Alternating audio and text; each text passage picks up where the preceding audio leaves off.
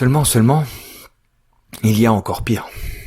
Vous voyez pire, c'est déjà grave, hein. Eh bien encore pire.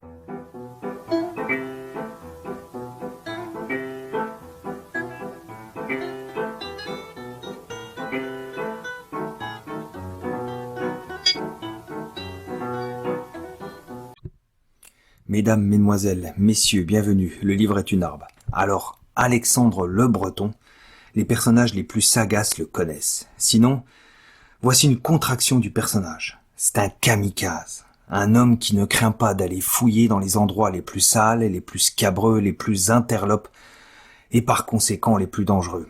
Absolument rien ne lui fait peur, son travail salutaire, son côté impavide méritent notre respect, notre considération infaillible. Aller chatouiller ainsi les hautes sphères, les élites les plus immorales, seules, cela se passe de commentaires. Donc après un premier livre qui parlait du MK Ultra, un premier livre aussi épais qu'une satanée tige PCR inquisitrice, Monsieur Le Breton s'attaque, tel le chevalier Bayard, à la franc-maçonnerie et à ses pratiques sadiques tutoyant l'inhumanité. À travers une grappe de témoignages sourcés, parfois hallucinants, vraiment hallucinants, mais tous sourcés, hein, c'est très important. On entre dans l'antre diabolique maçonnique, dans les arcanes de ce pouvoir occulte et bien trop mal connu, ou souvent trop fantasmé. Nous ne reproduirons pas ici en détail les témoignages les uns après les autres, nous n'ajouterons pas du sordide au scabreux. Donc à travers ce livre, franc-maçonnerie et schizophrénie, comprendre les arcanes du pouvoir, aidez Monsieur Le Breton, il en a besoin, ou suivez-le sur sa chaîne. Nous voilà débarrassés du superflu, on va pouvoir aborder l'essentiel. Débarrassés du superflu que nous sommes, nous abordons l'essentiel maintenant, sans paraphraser l'auteur Monsieur Alexandre Le Breton, qui démystifie la franc-maçonnerie en guise de préambule, en s'arc-boutant sur les déclarations et autres écrits de maçons même. Alors, la franc-maçonnerie, c'est la dualité, c'est le discret pour masquer le secret, c'est la philanthropie pour masquer le satanisme, c'est le bien, vous vous en doutez, pour masquer le mal. C'est donc ça, cette schizophrénie dont parle l'auteur. Alors, si on voulait schématiser grossièrement, le franc-maçon soigne son image publique en distribuant des bonbons aux enfants tout en posant le genou devant Baphomet au 29e degré. Voilà, c'est ça le franc-maçon. Pénétrons maintenant dans les sources d'inspiration de la franc-maçonnerie. Nous avions vu, au cœur de notre vidéo numéro 10, et nous avions souligné les accointances, les nombreux liens idéologiques qui ont cours entre le talmudisme et la franc-maçonnerie. Eh bien, Alexandre Le Breton, lui, il s'escrime à démontrer le trait d'union entre le paganisme et la franc-maçonnerie. Le paganisme, c'est l'inspiration de la franc-maçonnerie. Les mystères de l'Égypte, le culte de Bacchus, Dionysos, la franc-maçonnerie s'imprègne de toutes ces histoires d'orgies rituelles et de sacrifices de sang. La franc-maçonnerie est une suite de ces mystères antédiluviens. Par ailleurs, il n'y a pas que ça. Par ailleurs, la magie sexuelle demeure une composante majeure de la maçonnerie. Par exemple, dans l'OTO, l'Ordo Templi Orientis, qui d'ailleurs a été répertorié en 1995 comme secte luciférienne en France. Oui. À ce sujet, nous vous conseillons fortement le livre Du sang sur l'autel. Donc nous disions, l'OTO, donc, chez eux, il existe 12 degrés initiatiques. Eh bien, le 9e concerne la magie sexuelle, c'est-à-dire la façon d'accomplir l'acte sexuel dans le but d'obtenir des pouvoirs. Accomplir l'acte sexuel dans le but d'obtenir les pouvoirs. Vous voyez de quelle façon on utilise pour arriver au mal. D'ailleurs, les derniers enseignements de la magie sexuelle de l'OTO concernent l'anus, l'isolation de l'anus pour être plus précis. En clair, plus la pratique sexuelle est bizarre, anormale, dégénérée, plus elle vous met dans un état second fertile au pouvoir magique dont vous serez armé. C'est très inspiré des pratiques des druides aussi. Et là, comme dans son premier livre, Alexandre Le Breton nous montre que nous sommes dans un contrôle mental, c'est le but poursuivi, obtenir un adulte loyal, soumis, docile et fidèle à tout jamais. D'ailleurs, Ne serait-ce pas cela la fameuse fraternité des frères Latruelle, cette docilité à leur égard? Oui, tu es un frère parce que tu as été mis docile, tu as été créé docile, donc tu es un frère perpétuel, parce que tu ne te rebelleras jamais, tu es un soumis authentique. Voilà donc que nous entrons dans la thèse du livre. Voilà que l'on vient toucher son cœur, les abus rituels. Alors il ne s'agit nullement ici de pédophilie, mais bel et bien d'abus orchestrés dans un but d'endoctrinement, de façonnement. L'auteur rappelle d'ailleurs que certains gouvernements reconnaissent officiellement l'existence de tels actes, comme en Grande-Bretagne ou en Australie. Ce genre de crime, donc, est qualifié de crime malicieusement réfléchi. Ben oui, si c'est réfléchi, c'est donc que cela poursuit un but. Et le but poursuivi par les francs-maçons, c'est de déchirer l'âme de l'enfant. Toujours cette attaque contre l'âme, hein, comme nous l'avons vu dans nos vidéos 12, 14, 15, mais aussi donc déchirer l'âme de l'enfant, mais aussi fractionner la personnalité de l'enfant afin de le contrôler entièrement. Maintenant, nous passons à un autre point du livre qui concerne les témoignages. Alors Alexandre Le Breton est allé compulser plusieurs témoignages, alors franchement tous aussi scabreux les uns que les autres, honnêtement. Nous n'allons pas les lire, hein, mais vraiment il y a tous les détails.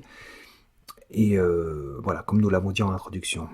Alors Karine Stardancer, par exemple, elle détaille son expérience au sein de l'occultisme franc-maçon, où lui fut enseigné le panthéisme. Tiens, le panthéisme, exactement comme nos païens actuels. Vous savez, ces nouveaux nacio-païens, c'est dans la mode en ce moment.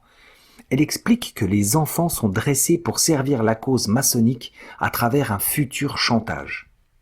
Pensez à Epstein, d'accord ? Futur chantage, pensez à Epstein.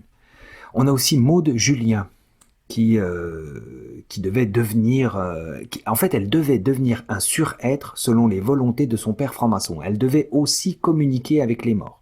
On a aussi Stephen Kent, un sociologue canadien, qui étudia, quant à lui, nombre de personnes victimes d'abus rituels francs-maçons aux États-Unis et au Canada. À ce titre, je ne sais pas si Monsieur Le Breton m'écoutera, mais je lui conseille fortement de s'intéresser au père Régimbald. C'est un Canadien français qui faisait la même chose que ce dont il parle au sujet de Stephen Kent. La franc-maçonnerie étant universelle par vocation, les victimes, partout dans le monde, subissent les mêmes sévices. D'accord ? Que ce soit au Canada, en France, en Italie, aux États-Unis, on a grosso modo les mêmes témoignages. Alors à travers les témoignages de Christine Constance par exemple et de Claudia Mullen, on discerne plus aisément à quel point le TDI, et là on touche le point important du livre de Alexandre Le Breton, donc le TDI c'est le trouble dissociatif de l'identité. Alors le TDI c'est devenu une sorte de sens psychiatrique parallèle, occulte, transformé en contrôle mental. Précisons que le TDI est bel et bien reconnu, encore une fois, par les experts, comme la psychothérapeute allemande Michaela Huber, qui explique que la victime répond automatiquement à un stimuli, d'accord ? En fait, c'est un peu comme les expériences menées par la CIA à l'université McGill à Montréal. Je sais pas si, je ne me souviens plus si Alexandre Le Breton en parle dans son premier livre. Donc c'est la terreur qui les maintient dans cet état. Les témoignages de Anne-Marie Germain et de Lynn Brunet soulignent à gros traits que leur père franc-maçon avait abusé d'elle et pratiquait ces actes dissociatifs sur elle. Mais le but c'est de culpabiliser l'enfant, le rendre acteur d'actes innommables, d'accord, pour garantir son silence. En fait, c'est comme si, en commettant des actes répréhensibles et dégénérés devant l'enfant ou sur l'enfant, c'est comme si on le figeait, on le gelait psychologiquement, provoquant en lui une culpabilité devenue irréfragable. D'accord ? Les bourreaux filment et menacent les enfants de publier les vidéos. Vous vous rendez compte ? Donc les bourreaux commettent des crimes atroces et ils filment ça et en fait ils culpabilisent les enfants. En fait c'est comme s'ils transféraient le mal de leurs épaules sur les épaules frêles et inexpérimentées des chères petites têtes blondes. D'accord ? Alors on arrive après tous ces témoignages, on vous en a donné quelques-uns. Alors on arrive à l'explication en fait. Donc comment sont traitées toutes ces affaires ressorties de l'oubli dans un travail minutieux par Alexandre Le Breton? Elles existent, d'accord? Il y a trop de témoignages, trop de livres, trop d'entrevues télévisuelles, il y en a trop, même de reportages de télé. Alors premièrement, ne pensez pas que toutes ces histoires n'ont pas été traitées, ou elles n'ont pas été rendues publiques, comme je viens de le dire. Seulement, et vous vous en doutez, les frères juges maçons ne goûtent guère aux intérêts de la nation et des familles françaises, ou internationales, ou d'autres pays. Et ils vont réinventer l'idée des oubliettes. Et c'est bien là le cœur du problème. L'appareil judiciaire est maçonnisé. Et donc, ces affaires-là partent dans ces oubliettes. Deuxièmement, pour expliquer ces affaires sordides, on va maîtriser la communication, on va écrire une autre histoire, on va maîtriser le narratif. C'est d'ailleurs ce qu'explique Charles-Louis Roche. Si vous ne le connaissez pas, allez faire une recherche sur lui. Il a fait une conférence au Théâtre de la Main d'Or, au Théâtre de Dieudonné. Regardez ce qu'il dit, écoutez ce qu'il dit. Je vais vous lire un passage, et ce passage résume mieux ce que j'aurais pu dire. Vous voulez savoir ce qu'il y a derrière toutes ces affaires dont on entend beaucoup parler ces dernières années? Allègre, Dutroux, Fourniret, les disparus de Lyon et puis toutes celles dont on n'entend jamais parler? Eh bien, elles suivent toutes le même schéma. Le tueur en série est une explication très commode. C'est le lampiste parfait. C'est le dingo qui a tout fait. Pourquoi? Parce que c'est un malade. Circulez, il n'y a rien à voir, ne cherchez pas plus loin. N'essayez surtout pas de remonter jusqu'à nos maîtres, qui sont les commanditaires dont les Allègre, Fourniret et consorts ne sont que les exécutants de 50e zone, les fournisseurs de chair fraîche pour leurs soirées en enfer. Voilà. Je pense que là tout est dit, pour que vous compreniez un peu mieux. Et enfin, troisièmement, et c'est peut-être là le point névralgique du livre d'Alexandre Le Breton, la franc-maçonnerie finance à coups de millions toutes les études touchant à la schizophrénie. Alors encore une fois, c'est la volonté de maîtriser le narratif, d'avoir un coup d'avance comme en politique en quelque sorte. Alors quel est ce coup d'avance? Eh bien c'est anticiper justement sur les TDI, afin de baptiser ces individus victimes, ceux que l'on appelle les papillons brisés, on va les baptiser en schizophrènes paranoïdes. C'est un terme fourre-tout, un mot valise schizophrénie qui va venir agir comme une pommade salvatrice utilisable et utilisée pour tout, réglant ainsi tous les problèmes et permettant surtout de détourner le regard et de masquer tous les abus. Voilà. Le livre se termine avec quelques annexes sur Mozart, sur Karen Mulder par exemple, qui viennent couronner sa fin et c'est très intéressant. Alors, allons au-delà du livre, apportons des précisions au travail de Monsieur Le Breton. La première réflexion qui vient caramboler les parois de notre esprit, c'est comment peut-on créer, ou même comment peut-on faire survivre un pays comme le nôtre, la France, quand deux considérables puissances en son sein sur notre sol ont prêté serment, allégeance à des autorités et des intérêts anti-français. Eh oui, les francs-maçons prêtent serment entre frères, et ce serment est bien au-dessus de tout. D'accord, au-dessus de la France, de ses prérogatives et de sa morale. Les Juifs sont liés, eux, de manière indéfectible à leur tribu qui demeure, tout cela demeure au-dessus de tout, au-dessus de la France, de sa morale, etc. Donc, cette constatation inattaquable faite, l'avenir de la France paraît bien au Bombré. Bien au Bombré. Seulement, il y a encore pire. Vous voyez pire, c'est déjà grave, hein? Eh bien, encore pire. Parce que la franc-maçonnerie, c'est pas seulement du pouvoir, c'est pas seulement une volonté de posséder un pouvoir, c'est la volonté de répandre le mal. Et il faut bien comprendre ce qu'est la franc-maçonnerie pour comprendre le mal qu'elle répand. Donc à la base, la franc-maçonnerie, c'est un gnosticisme. Donc les frères Latruelle pensent avoir une intuition de Dieu, il serait une fusion avec Dieu. Pour eux, c'est la chair qui se fait verbe quand elle contemple son intériorité.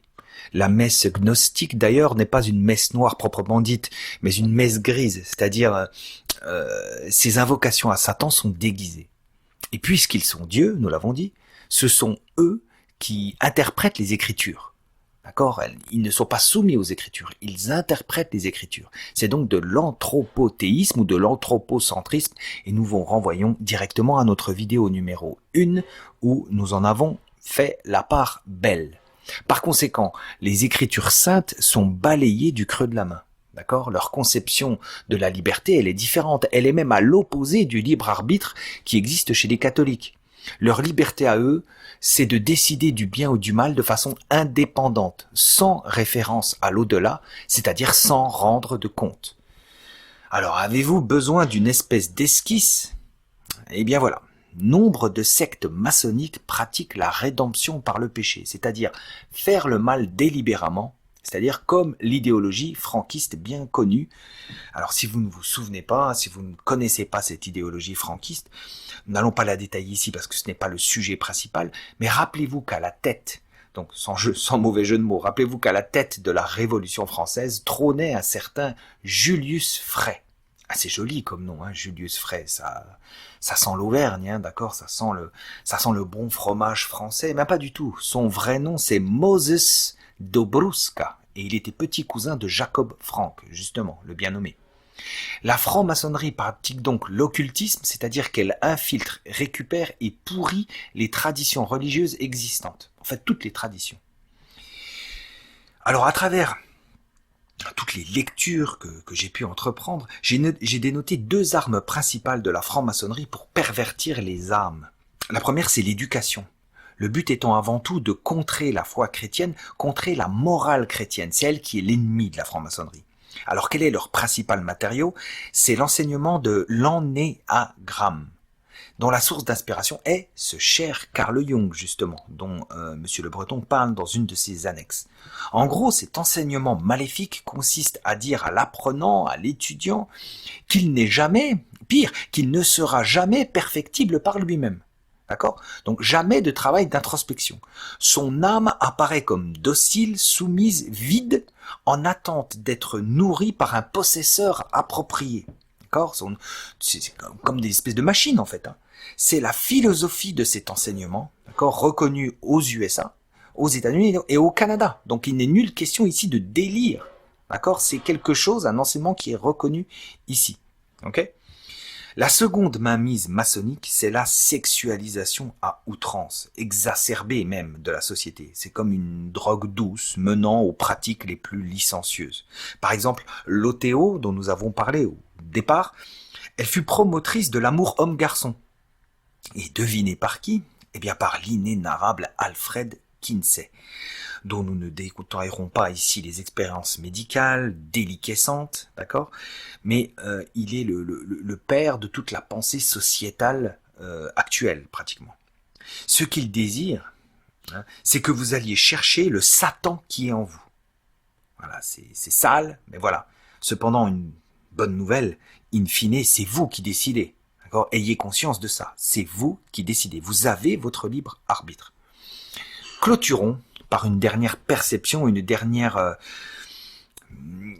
perception, histoire d'encelluler notre réflexion de départ au sujet des 2 puissances qui se sont impatronisées en France. Il exista, quelques siècles déjà avant l'avènement de la franc-maçonnerie, il exista un peuple qui correspond à la description faite par Alexandre Le Breton dans son essai sur la franc-maçonnerie. Ce peuple, ce sont les Khazars. Alors les Khazars, bizarrement, ils ont mystérieusement disparu de tous les manuels d'histoire. Tiens, comme la franc-maçonnerie. Les Khazars, leur royaume possédait des relations certaines avec des juifs orientaux. Tiens. Les Khazars qui se comportaient en dégénérés, en violeurs, en pédophiles, en voleurs d'identité pendant près de 500 ans. D'accord? Les Khazars qui vénéraient les cultes païens, comme le dit Monsieur Le Breton avec la franc-maçonnerie, et dans lesquels ils pratiquaient orgies, sacrifices, etc. Et les Khazars qui étaient adeptes du culte phallique. Finalement, les Khazars qui se convertirent ensuite au talmudisme. Nos vidéos numéro 6 et 10 vous démontrent les attaches entre le talmudisme et la franc-maçonnerie. C'est un peu comme si nous faisions un lacet à cette boucle. Que jamais ne sorte de France la gloire qui s'y est arrêtée.